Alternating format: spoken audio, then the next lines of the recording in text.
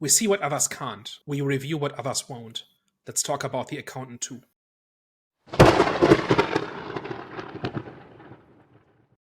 Hello, everyone. Welcome back. We are back, the Eye of the Storm podcast. So, today we are going to be discussing or debating Accountant 2. But before we get into that, you already know what time it is, movie recommendation time. So, guys, best recent thing that we've seen. So, the best thing I saw this week was The Departed, which is a 2006 crime thriller by Martin Scorsese. I'd heard of The Departed many times, and it was kind of on the list of great movies I should see one day, but nobody's ever really given me a specific reason to watch it. Everybody just said how great it was, but not necessarily what it was about or why it was so great. And so kind of put it on more or less at random one evening, and it's pretty amazing. So it's essentially the story of this corrupt cop who informs for the Boston mob, and a cop who goes undercover in the same mob, and they essentially become antagonists, and they engage in this cat and mouse game where they try to kind of out each other before they get killed. And the entire thing is a very tightly acted, tightly written character drama about identity and trust and purpose and right and wrong. And like normally those are very broad themes where I kind of roll my eyes a little bit, where that's kind of film student stuff, right? If somebody says, oh, make a movie about identity. But actually this one really does it properly, because everybody in this movie is playing a role and has a real identity and is playing multiple roles at the same time. And they kind of have to manage how they're perceived by other people. And if they get it wrong, they might get killed. So it's very high stakes. It's very cutthroat. And it's just all around a good time. So that's my recommendation for the week. Okay. I watched The Last of Us Season 2. And there's a big moment that happens in the game, which has already happened in Season 2. And I thought they absolutely nailed it. I thought it was sort of perfect. The emotion that they captured within it, the intensity, the sort of the just like the feeling of anguish and stuff like that they captured in the episode was brilliantly handled. I know there's a lot of controversy around the second game of The Last of Us. I know there's a lot of controversy around the decisions that they made in it, but to kind of like follow the story along from season 1 to season 2 of The Last of Us, and sort of the acts of like revenge and vengeance and this, that, and the other. I feel like they've sort of handled it so far in 3 episodes really well. It's going to be very interesting to see how the story plays out. So again, I'm a person that played Last of Us Part 1, know that story, but didn't quite play Part 2, so wasn't part of the sort of online outrage of that. So I'm kind of just following the story from, I'd say not fresh eyes, because I know the controversy, but someone that isn't as emotionally scarred from what happened in the game, and is just sort of allowing the season to play out. So yeah, just kind of looking forward to seeing how the plot develops from here. Is that the controversy where they have some gay people in it, or is that a different controversy? Or was that season 1? That was season 1. No, the controversy is about the choice that they make with a character, and everyone hated the choice they made with the character. And do I spoil it? Spoiler alert! No. I don't. Oh, you don't hear it? Okay, all right, never mind. I haven't watched season 2 yet. So can you just say very broadly, like just in very broad terms, like did they actually change the character for the better and people are upset about it? Did they change it for the worse? No, this is a controversy that stems from the game. Like the moment happened in the game, and now it's being acted out in season 2, mm-hmm. And it was very controversial at the time. In the game at the time, decision to make around the character, around the characters involved in it, etc. Everyone completely hated it. Everyone kind of threw their toys out the pram for the decision that they made around it. Oh, so they stuck to the source material. There's no controversy around how it plays out in episode 2, because by this point everyone knows what's going to happen and everyone knows what the story is. But it's just interesting to kind of like see it play out in sort of a series format compared to sort of a video game format where it seems like everyone was very attached to. Yeah, okay. I don't want to say too much without spoiling, but and presumably in the game you have the ability to make another choice. No. And here you don't. In the game, the developers made the choice, and no one liked the developers' choice, pretty much. I see. Okay. Well, what I saw was a Netflix series called Unseen. It's a South African series, I believe. It's about a cleaner who pretty much goes on a hunt looking for her husband who was incarcerated over a murder, which he gave himself up on. But then you end up finding, I'm not going to say what happens and if he committed the murder or not, but then there's a whole mystery behind him confessing to him. Like, they were pretty much, the wife doesn't believe that he actually killed the person they accuse him of, that he confessed to killing. And then as she kind of like uncovers the truth while searching for her husband, she just gets in a deeper hole.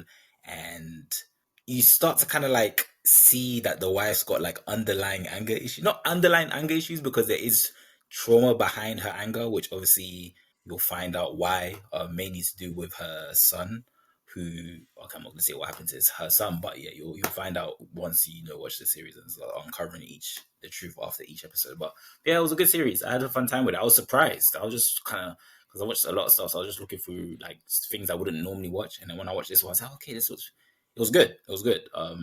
Yeah, I'd recommend this one. Okay, it looks like it's time for the main event. Accountant 2. Danny G, may you please do the honors of giving us a little synopsis.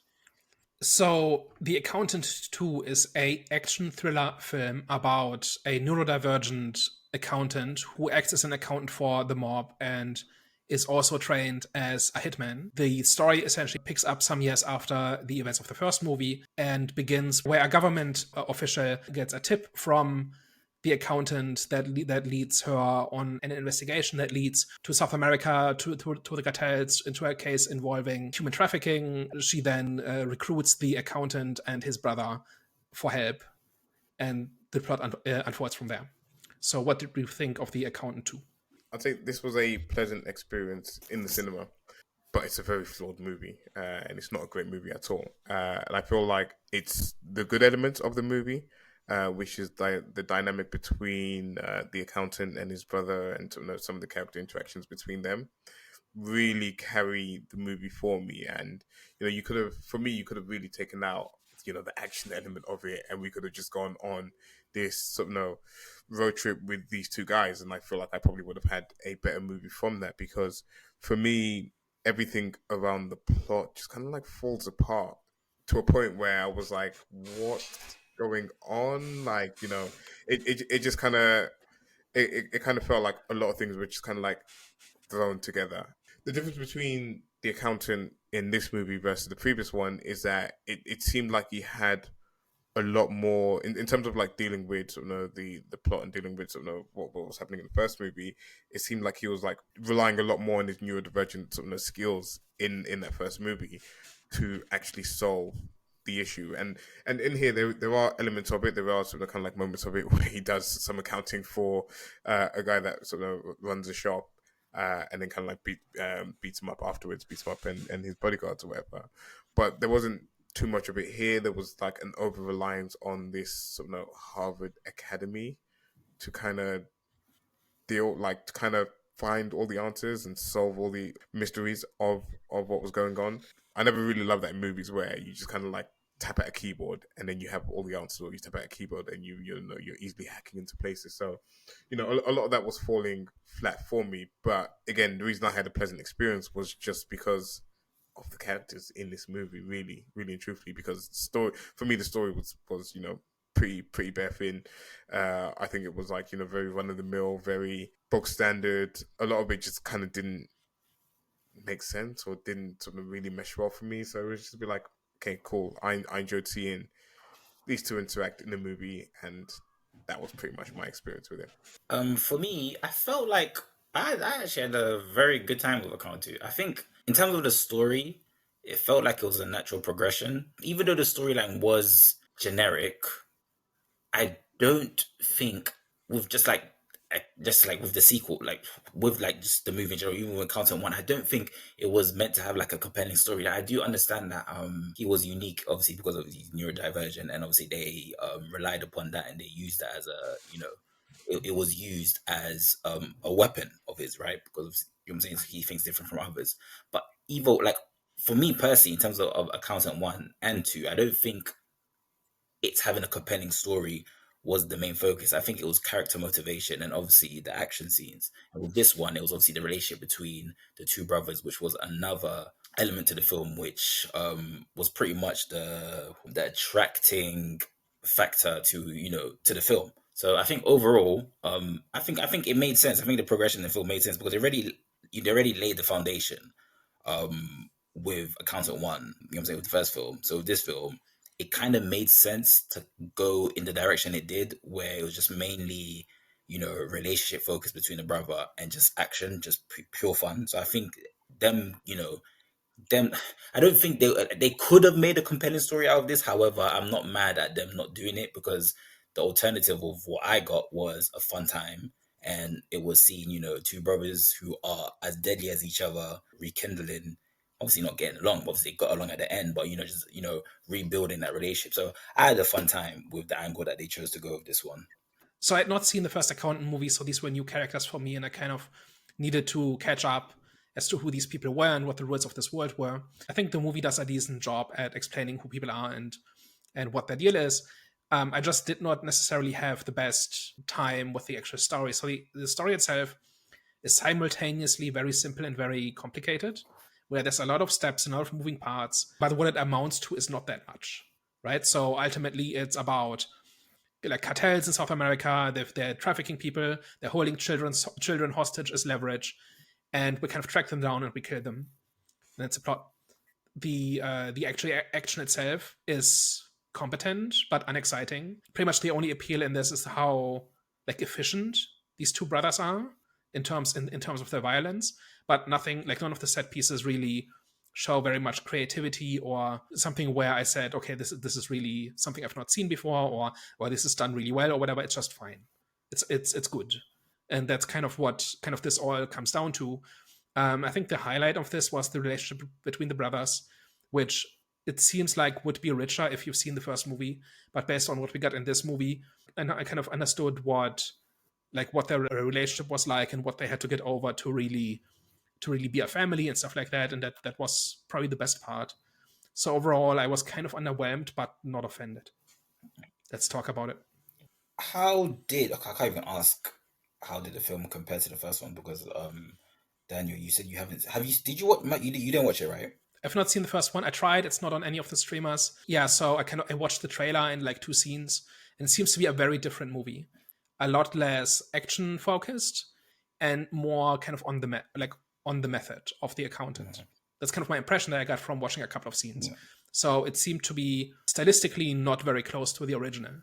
From what I can remember, like I said, I think they just laid the foundation for the way that it was. But I always remembered that accountant as something just fun. I don't think it was a film that was gonna have like a complex storyline. It's kind of similar. I don't want to compare it to like a Jason Statham film, but it kind of does follow I don't want to say similar format because I think the driving force of the plot in this one is way different in comparison to Jason Statham films. But it's a stoic badass guy shoots bad people movie. Yeah, like how different can they be? No, true.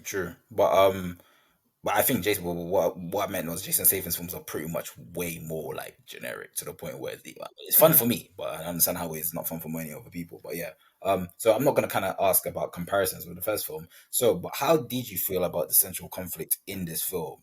Like, was it compelling enough that kept you engaged? What was the central conflict in this for you? Because there's a couple. There is a couple. I think the central one of the conflicts is obviously between the brother. Another one was with the boy. Obviously, the Ben Affleck's character's like his motivations behind why he wants to save the boy. Because obviously he was a reflection of himself. That wasn't clear in the movie. I don't know. Did I miss that? Why he knew that this boy was different and special in whatever way? Because I was very confused about how all of a sudden this boy fit into this like whatever academy, I can't remember what it's called, but whatever academy that he had kind of Harvard Academy or something. He just had a similar like Harvard Academy. He just had a similar story. Okay. I get what they were trying to do in terms of sort of making them similar, but in terms of being a little bit different, Ben Affleck's character in this had his condition, which sort of made him a little bit more sort of kind of like socially awkward and sort of good with numbers, etc. But I don't know how we're doing an autism is a superpower story in 2025. Yeah, that was awkward 15 years ago when Alphas did it. Did you ever, any of you ever see Alphas? No, I haven't. Alphas was a superhero show around 2010-11. It was essentially about people with unique abilities, and basically about this guy who kind of collects them to make them a team, and then they fight crime. One of the characters has magic autism, where he can see the internet and he can manipulate it. And that was weird back in 2011, and we're doing it again.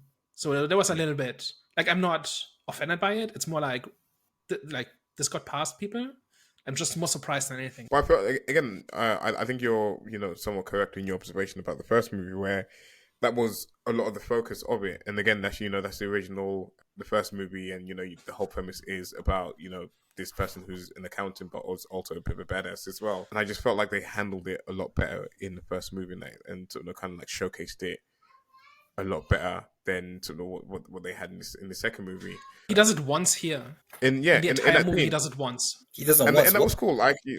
Like showcases his power, showcases his ability to do numbers, because when the guy's like rattling about his business and the numbers of like the business, etc., you feel like the guy knows about the business. You feel like he knows how he's running the business, but the whole time the accountant has figured out, I can't remember exactly what it was, but essentially you're like money laundering, because you're saying you're making this much or whatever, and like this costs whatever amount, this is how much you should be taking home. But there was a discrepancy between how many pizzas the guy claimed to have sold and how many pizza boxes he had ordered. Yeah, I remember that. Yeah. Basically saying there was something like there was like a 30% difference, and that was the clue, like that he was kind of like had other income streams and was just declaring it as sales.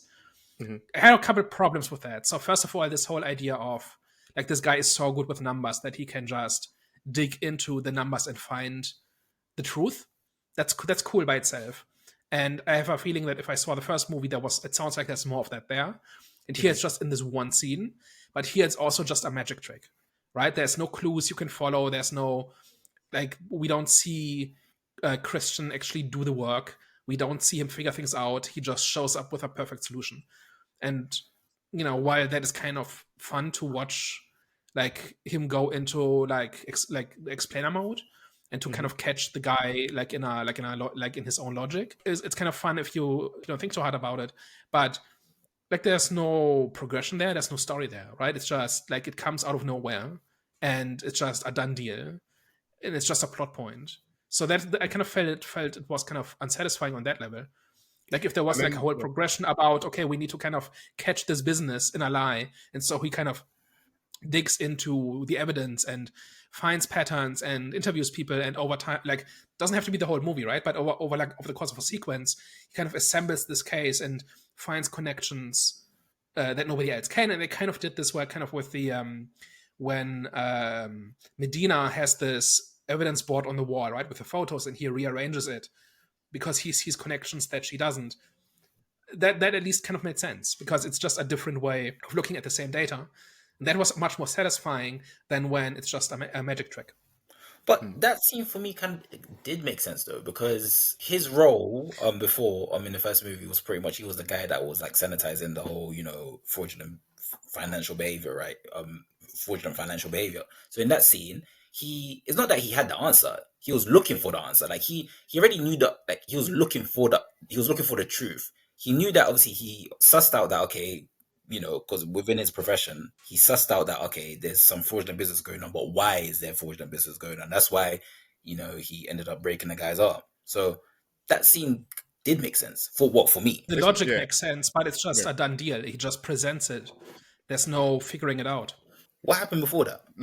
Nothing. What brought them there? Like, again, no, I think what, kind of Daniel's getting at, and what I agree with, is that you want to bring your audience along for the ride in terms of not uncovering the mystery, because it's not like a big mystery, but it's like you said, you're sort of taking your time, you're interrogating, you're collecting the evidence, you're doing this, that, and the other, and you're following the steps, as opposed to someone that's just done all of this in his head. And I get that, in the first movie, he's presented to be super intelligent and really good with numbers, but you kind of want to see that develop still. You want to see more of that in action, as opposed to, okay, in the first movie we established that he's good with numbers.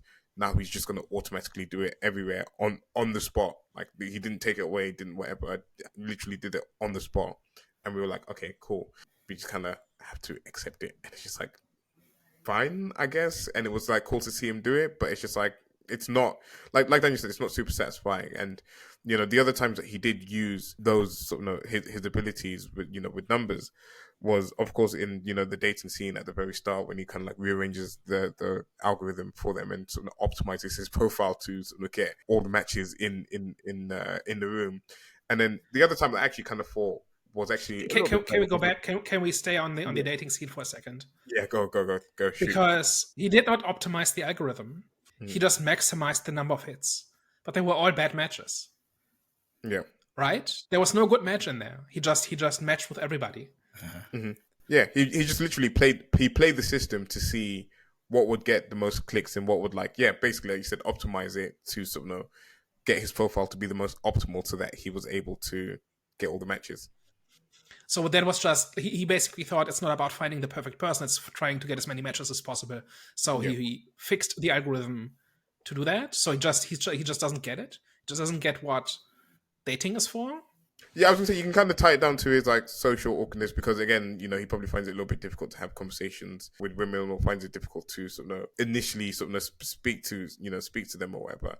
So that he then, and probably the way that he was looking at his profile the first time round wasn't efficient enough for him to get any matches to experiment with. So he was like, okay, let me just cast the widest net. Basically, it seemed like he was just casting the widest net and then seeing what he caught from that. It's just, I don't think it quite holds up, because he should want to skip the awkward conversations and go straight to the perfect match. Which is true, yeah. Which I agree, yeah. I agree, yeah. He should be optimizing it to match what his sort of thing is. It's kind of a fun scene, right? As you're watching it, and then it's a bit like fast food, right? Like you're enjoying it while it happens, and afterward, right after, you say, "Oh, this was not a good idea." Yeah. Right, at least that was my reading of it, because it's I don't know, unless he's just so literal minded that he thinks more hits is better, but he's smart enough to, I don't know, but it was kind of fun to kind of, when they catch him and they realize what he's done and who they're dealing with, that was kind of fun, but I don't think it makes sense. Yeah, I think that scene was because obviously he's trying something new, so yeah, logically you would have thought he would have manipulated the system in a way where he'll find his perfect match. However, he was trying something different. So it does, for me, it fitted, not perfectly, but it fitted well with obviously the intention of it. Yeah, it's just he doesn't generate good matches. Yeah, well, and he doesn't seem to have a plan once he has the matches. Yeah. Anyway, he didn't think that far. But shouldn't he? If he's that smart, he should. Yeah, he should. Yeah. But you keep. I was gonna say, it kind of speaks to online dating in terms of presenting your best self, and I feel like that was that in this movie? Oh, I'm trying to remember. I kind of watched this a few days ago, but in that instance, he was trying to present what he thought people would like and what he thought would be accepted by most other people, so that he can get as many matches. Yep. And I can't remember, and I'm forgetting this movie a little bit, but I can't remember if there was a moment where he kind of accepts himself, and I think him and his brother kind of go through sort of similar journeys of sort of accept himself and accept. I was going to get to that. Go for it. The entire movie is about finding your people, right? Christian and Braxton kind of realize they should be family, but they've never gotten along, and by the end of the movie, they kind of have enough of a rapport to get along. Meanwhile, Braxton keeps trying to get a pet. And he keeps thinking he should get a dog because that's what people do. And then he never quite works out for him. And then it's pointed out to him that a dog would be a terrible fit for him. And so he finds this random cat on the side of the road in Mexico, or where it was. Then you've got the Anchor Academy, which is all about these neurodivergent people finding each other and finding a purpose away from the judgment of society and in a way where they can make the rules, and that's what makes them excel. You've got the migrants, right, who are trying to become Americans, and they kind of fall into open themselves up to exploitations from the traffickers because of that. But there's kind of at least a sense of community and solidarity between them, and so that's again finding your people, knowing who to know, trying to find people you can trust in that situation. But the entire movie is, and Medina also tries to find people who she can work with, right? She tries to work with Christian, and that works fairly well, and with Braxton it doesn't really work. So there's this whole thing about finding people you can relate to and kind of work with, right? Or function with, right? And that the whole dating scene kind of falls into that, which is like a clumsy attempt where Christian is doing that because he thinks he should, but it doesn't really work out because it's more following expectations than anything else. Like he thinks he should have a partner, and as a result, his attempts to find one are clunky and don't quite work out. And then when he actually focused on what he wants, he, for the first time in his life, kind of finds a connection with his brother, which they've been trying for many years and it's never worked, and now it works. So I think that's really kind of the thing that really holds this entire movie together. I'm trying to figure out why, like, what about the events that were taking place didn't work for you guys? Like, I understand, like, cool, I understand, like, he's neurodivergent, so, like, you know what I'm saying, he's very particular about the things that, like, people are neurodivergent, well, of course they have different, like, you know, different ways of how they operate and how they do things. However, in terms of Ben Affleck's character, he's very, like, he's very, like, specific and particular with what the things that he does, right? So I understand how it wouldn't make sense to you guys. However, for me, one of the main points that was coming across with this film was he was trying to be normal, and I think they successfully did that. And I get, of course, like we all agree that you know, the relationship dynamic between him and his brother was like was the selling point. It was pretty much the vehicle that was driving the film to, you know, a successful, I wouldn't say successful, but it is what kept the film together, like you said, Daniel. However, for me, I do think him trying to be normal in the world standard of what normal is was also something which works. Now, it wasn't, like I said, it's not a complex storyline. However, it was definitely a theme. No, it was definitely a concept which I think they managed to do pretty well. So I feel like you guys are kind of like being proper, like, I don't want to say nitpicking, but I don't know. Are you guys nitpicking? Well, hang on. So the whole thing about, like, everybody in this movie starts succeeding when they stop trying to be normal, right? When they accept who they are and they find other people who accept them for that and who may not necessarily similar, but who at least accept them. So that is a large part of this movie. Like when they're in this cowboy bar, right? This Western bar, and Christian kind of learns to square dance because it turns out that something with very repetitive steps is really up his alley, and so he's really good at it.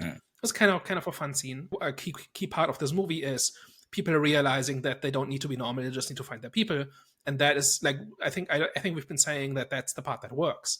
What doesn't work so much is the action and the actual plot itself, because the action is kind of unremarkable, and the plot itself is overly convoluted for what it's trying to do. That's kind of my bottom line. I don't know about that one, man. I think for me, I think there was a good balance between action sequences and, you know, character-driven aspects of the story.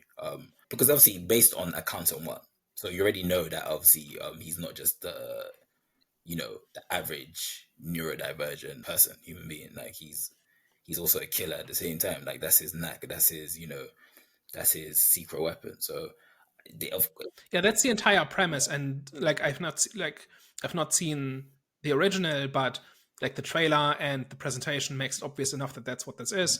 And if you haven't figured it out by then, you'll figure it out when the camera kind of pans across his collection of assault rifles in the back of his caravan. Like yes, that's part of the premise, and that's fine. Like that he is this trained mob assassin, and he's really good at that sort of thing. Like that's part of the premise, and like I don't think anybody has a problem with that. Well, I remember because like Hervé was saying before that, like without the action, like he would have enjoyed it without the action, like if it was just concentrating mainly on, you know, the relationship between the brothers. And I do understand where, because I think but Daniel, it sounds like you would agree with that as well. Well, I don't actually, no, let me take that back. No, but for me, it's that aspect of the movie I felt like, you know, was done really well in terms of like I was very invested in it, and I sort of cared about the characters enough, and I cared about the interactions between the characters a lot. It's just that everything else around it just felt very lackluster, and it just everything around it just felt like there wasn't the same amount of effort put into that. Again, with the action scenes, it's not offensive. It's not anything, you know, to be angry about and complain about.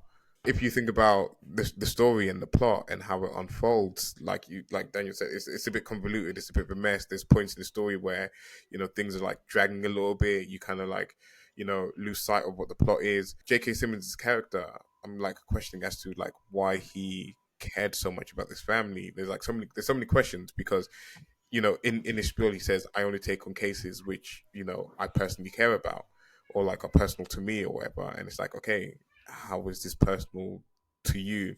You have Medina, the agent. It's like, why was she working with, you know, these criminals in the first place? I know, like, you know, the accountant's a little bit more of an informant, but, you know, why allow her brother to kind of like his brother to come along on the ride, and sort of like why? And I know she doesn't accept everything that they do, and she, you know, she eventually kind of, you know, leaves them to sort of to their own devices. But it's just like, if you're a federal agent, how is, you know, how is your first port of call? Where's your partners? Where's the, like the process behind it? It just didn't really make sense, and it just didn't seem like there was like enough. There wasn't enough sort of, you know, idea put behind why these two would end up working together. It just seemed like they just did for the movie to happen, pretty much. It's because King told her, right? Like Everything was off. King is King is her predecessor, and Yeah. he said trust the accountant. And when he's found dead, he has a note on somewhere on him. I think he wrote it on his hand that says Yeah, find the yeah, accountant.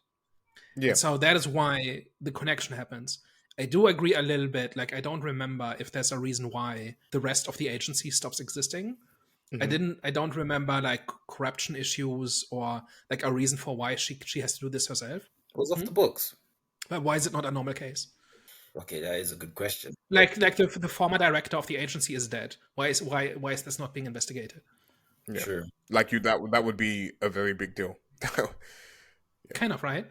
Like if it was something small and maybe too small for the agency or something, and King was investigating it on his own, and like that's the other thing about King. Like that character makes zero sense if you've not seen the first part. Like everything else gets kind of established and they catch you up. With King, he's some guy, right? And then later on, we find out he's the former director of FinCEN and so on. But just his role in the movie, like he's just a guy who's out like doing an investigation, and he has hitmen sent after him, so he hires his own hitman, and it goes bad, and he dies. And that's kind of just the thing that starts the plot. So like that was, I think, because we started with that, like the movie and I got off on the wrong foot because of that, because it didn't sell me on who King was. He was just some guy, right? And he's not even like the old mentor who was like who the hero seeks out for advice or something. Like he basically sets the whole thing in motion, and the movie doesn't tell me who he is. So no, which is like it's a sequel, right? The movie can assume that we saw the first part. I'm just saying everything else gets explained, and then that then leads into Medina, who kind of makes it her mission to solve this because he was a predecessor and I think a mentor as well. So yeah, it's not like complete nonsense, but it's more like it seems a bit strange. Yeah. Oh, And then you then tie it into the hit lady woman, whatever her name is. Well, I can't That was the remember. worst part. Like her whole deal in this, you know, being the boy's mother and having an accident, reconstructive surgery, this, that, and the other, turn into like some type of hit woman or whatever. Just it just, again, convoluted, didn't really make sense. It was just like too much of a reach.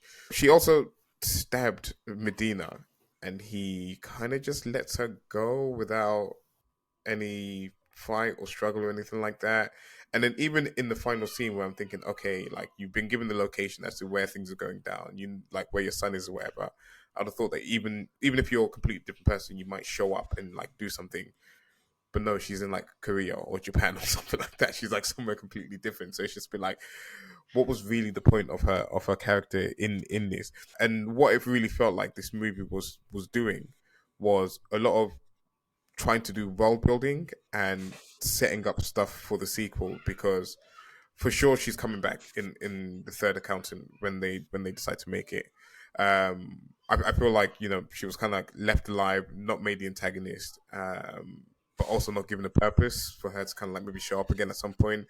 And the overemphasis on this Harvard Academy and making sure that her son was part of this Harvard Academy, a lot of it seemed, and giving them too much agency. And again, this was just like another problem I had with the movie, was that they were just giving too much agency over the, you know, over the main character in terms of solving what was going on, in terms of like sort of finding the clues, you know, putting the pieces to the puzzle together, and this, that, and the other. At not like in many scenes, he's just kind of like sat there, you know, kind of reassuring Medina whilst they're just like hacking into everything, which is a bit, Yeah, it Yeah. just seemed like they were just like trying to like flesh out the world a little bit more and like add a little bit more. Which there's nothing wrong with it, but it came at the expense of like them focusing on the main character of the movie. It's like two different things here. Let's say on Anais, the assassin, a little bit. I said earlier, like she was like that. She was the worst part, and the reason I said this is that it's bad form to resolve your plot with a coincidence. You can cause problems with a coincidence. You can start a story with a coincidence. You can't finish one. And here they do it twice. So the first time, like the reason she's involved in this case is because King hired her, right? And apparently there's this assassin app where you say I need an assassin and they assign you one, and Anais gets assigned to him, and that's how she's involved, and that's how they find her, and the harbor kids find her like in the security cameras because of that, right? And then when what was it, Braxton turns down a hit on Medina, right? And so it gets assigned to the next assassin, which is Anais, and that is how they get together, and that's how their paths cross again. So both of those, as far as I could tell, were coincidences. And I think doing it just once would have been fine because that's how you get the plot rolling. But the second time actually resolves a plot point where they try to find her, and she kind of just walks into their lives again because she's been assigned for this hit, right? Like, or did I miss something? That's how that goes, right? I agree with what you guys are saying. I think her storyline was it wasn't the greatest. I would agree. Well, do we agree that it's a coincidence and they resolve the big problem or the big conflict through a coincidence, or was there another Sure. reason why she's assigned to that hit? Yeah, it was a Uh, coincidence, and it was obviously it was a necessary coincidence because she's similar to what's his name, Ben Affleck's character. That's why I think the only reason why he didn't kill her was because it would have messed up. 'Cause I remember there was a scene where the brother was having a scene was speaking with his manager or the person that assigns him obviously the kills or something, his clientele or whatever. But then he said something about his brother was a madman and stuff like that. I hope you're not with your brother or whatever. wait, even I think he did it one. I think he probably one of the reasons, well, two of the reasons was because of she's similar to him, and also it might have messed up what the brother's got going on as well. So that's why I thought. even the whole aspect of his name, Ben Affleck's character, finding out that there was a hit on Medina, is that Braxton's phone goes off at night, and when he picks up the phone, it's directly on the assassin app, showing that Medina's going to get assassinated, and it's just be like, you couldn't have found a more interesting and more clever way for him to find that out, as opposed to just like Yeah. Daniel said, just a coincidence that from the moment that he got the cancelled the contract for the assassination of her, he just never changed what he was looking at on his phone. I don't know. It just didn't make sense. It was a bit So yeah, so it's lazy. two coincidences in a row, right? The first is that Anais gets assigned to the job, and the second one is that Christian sees it on the app. Both of those are coincidences. So that screams like we have to end this plot, and we can't think of another way to do it. Right? Like it's just that like I'm not saying the entire movie is bad writing, but that particular plot point is terrible writing. Right? You just can't resolve that Yeah, with a I'm agree. coincidence. That's just big no. Like that's not how you do it. You can start a problem with a coincidence, but you cannot simply resolve the conflict and have the hero win because of a coincidence. No, I'm not. That's just not good writing. I'm not trying to defend this film. However, aren't most of these movies like that though? Like, isn't this a technique that Not in that way. not in that way? Seriously, most of these movies have like just is a coincidental encounter in majority of them. If they do, it's bad. Shouldn't do it. A good movie wouldn't do it. Especially since it's not a small detail, right? Yeah. It's like it's like that's what kind of the big finale hinges on, or like the resolution that gets you towards the finale. That's what that hinges on. So it has to be something else. It has to be something that follows from a choice a character makes. And this is not even that much better. But the whole trope of overhearing a conversation is better than him picking up the phone and it still being on the assassination app showing that Medina is going to get assassinated. It's not that much better, but that is a much better way for him to find out, and it's still contrived, still coincidence. He hasn't done anything to like figure that out, but it's still better, and that kind of just shows you how bad it is for someone to pick up your phone and it just to be on that app and you see it, and then you then like go racing down the motorway to try and save this federal agent. It's just At like 400 kilometers an hour. I think he was pushing over 200 miles an hour. I've gone like 220 kilometers an hour is the fastest I've gone, and that's fast. Like you think your car's falling apart if you go that. If you're going that on a motorcycle, I have my doubts about the physics of that particular scene. Like I don't know how fast these motorcycles can actually go. I doubt they can go like over. It was over 200 miles an hour, right? Yeah. And the whole time that was happening, I was like, one wrong move, and you are completely. You're like literally a bug on the one pebble on the road, and you turn into chunky salsa. Yeah, that's outrageous. So I mean, it's just silly. Why not make it just fast? Why make it impossibly fast? But okay, not the biggest problem with the movie. It was like why? It doesn't matter what the number is, right? He gets there when the plot says he gets there. So why make it an impossible number? Yeah. It just reduces believability at that point. And it kind of pulls people out and says, yeah, this is like movie nonsense. When it could just be like, this is fast for a motorcycle. Make it, I don't know, 120 miles an hour. That's already really fast for a motorcycle, I think. I don't know. If you're a motorcycle, leave comments below. If you're a motorcycle.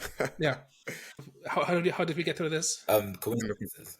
So what I was going to say is, if the movie is about finding your people and no longer caring about society's expectations and just being true to yourself, and that allows you to find the people you need to find, why is that not what solves the conflict, right? Like maybe Braxton confides in Christian about the hit he just turned down, and he would not have done this otherwise, but now that he kind of is closer to his brother than he was ever, he feels comfortable doing this, and that is how they win, by trusting each other and confiding in each other. Wouldn't that be a better resolution? But he didn't. Like that would at least touch on the core theme, right? Wait, he didn't do the hit though. I think I might have misheard what you just said. No, but like he turns down the hit, it doesn't tell Christian, and then Christian finds out by chance when when Braxton gets another notification on the phone.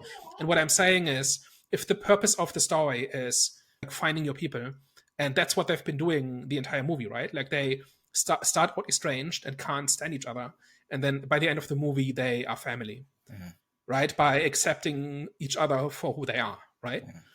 Why is that not how they win? Why is that not what saves the day in the end? And that could have been the case where Braxton says, hey, I just turned down this hit, and my professional code says I shouldn't tell you this, but you're family now.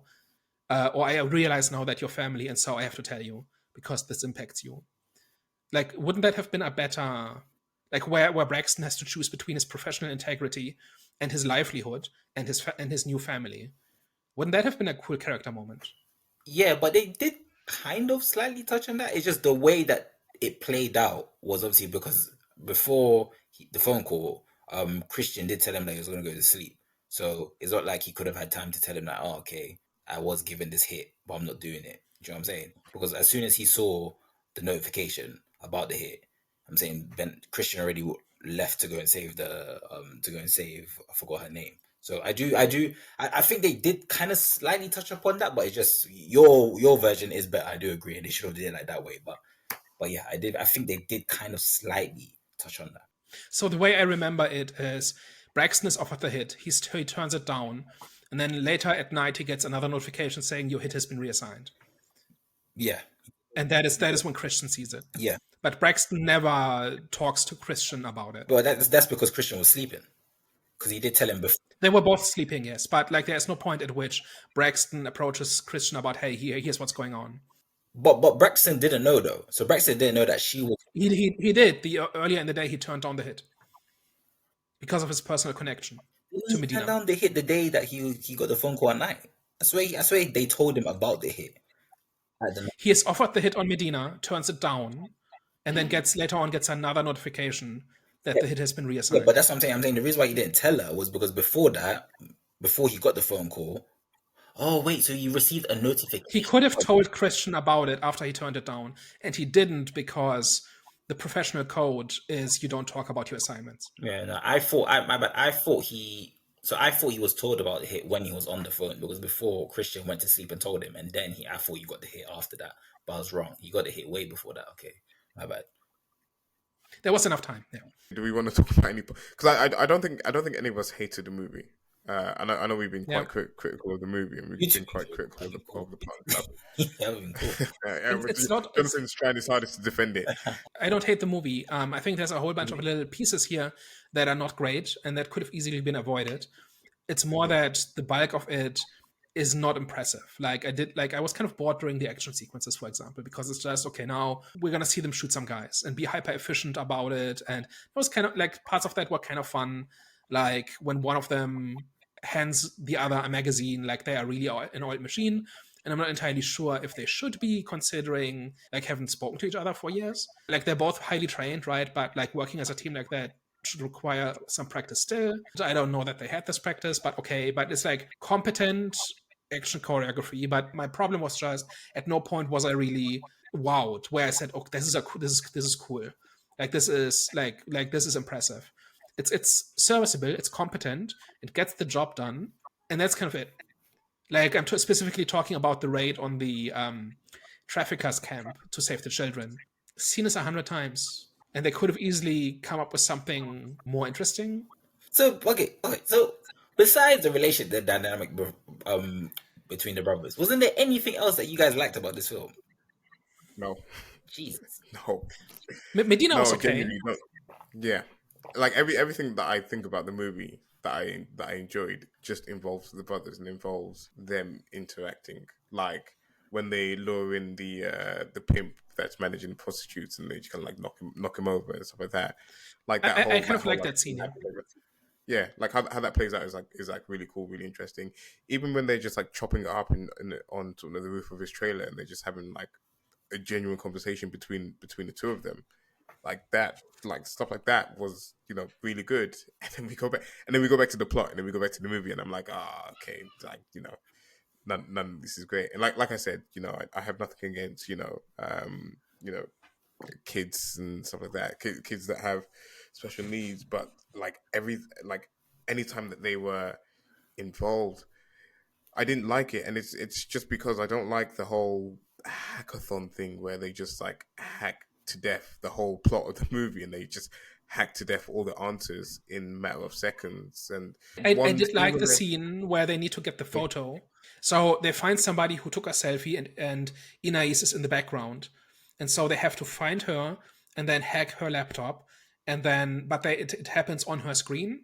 And so they have to get her away from the laptop. And so they have the doorbell ring, and they have like the phone ring, and like they mess with the TV volume, like because it's a smart TV and everything is networked. And that was kind of cool, where it wasn't simply about finding the answer. It was also about kind of tricking this person whose laptop they need access to, but they have to distract her. And that was pretty creative. Like I kind of enjoyed that, where they come up with one thing to distract her, and that works. And then she comes back, they have to come up with another thing, and they kind of have to kind of stall her. And they need they need to do 3 or 4 different things. That I like that. That was a cool scene. I agree. Thank you, guys. Thank you, Daniel, for saying. I mean, it's not like we've been just trashing this movie. It's more like, I think there's a couple of things that keep it from being great. Yeah. And I think we've zeroed in on a couple of these things. And it's like, I find it frustrating when a movie is pretty competent. Like, this is not a bad movie. This is not like Snyderian in some way, right? This is a well-made movie. I think Ben Affleck acts well. I think John Bernthal acts well. Everybody does their job, right? Like, it's a competent movie. And then it almost gets there. And I think then it's interesting to kind of investigate, why didn't it go all the way? Like, what was missing? And I think the things we've been talking about are what's missing, at least for me. Where if those things had been better, if there was there's a very clear thematic core in this, but it's not related to the solution, right? It's not related to how the heroes win. And I think that's a screenwriting mistake, where that's what you should do. Like the way your heroes win should tie to kind of the theme or the point of the story. And if it doesn't, then there might be a good reason for that, right? It's not, these things are not one size fits all, but I don't feel like they did something else that was equally good or better. And so, like, this movie is kind of fairly easy to fix if you just isolate like 3 or 4 different points. Like, have him actually be an accountant is one, right? He does the accounting thing twice. Like, once the literal accounting, and the other time his like super autism. When he rearranges Medina's evidence, right? So, but like that's it. Like in a 132-minute movie, he does it twice, and that's kind of supposed to be his gimmick. And the plot doesn't like it's part of the plot, but it's not the plot is not built around it. Most of it is a pretty standard police procedural from like 2008, and that's not the worst thing. But it's like why could you not lean into your gimmick a little bit more? Not to the point where it becomes like a crutch or something, but where like this story could not have been told with another. Like this could not have been a Jason Statham movie. But some could argue because, like, for example, with Dune 1 and Dune 2, right? Dune 1 was more political in a sense, whereas Dune 2 was more action packed. So some could argue that's pretty much the same approach that they did with Accountant 1 and Accountant 2. Dune 2 is a masterpiece. Like, I know Daniel has problems with the ending of Dune 2. We won't get into that in this video, but make a second movie. It's a masterpiece outside of the ending, yeah.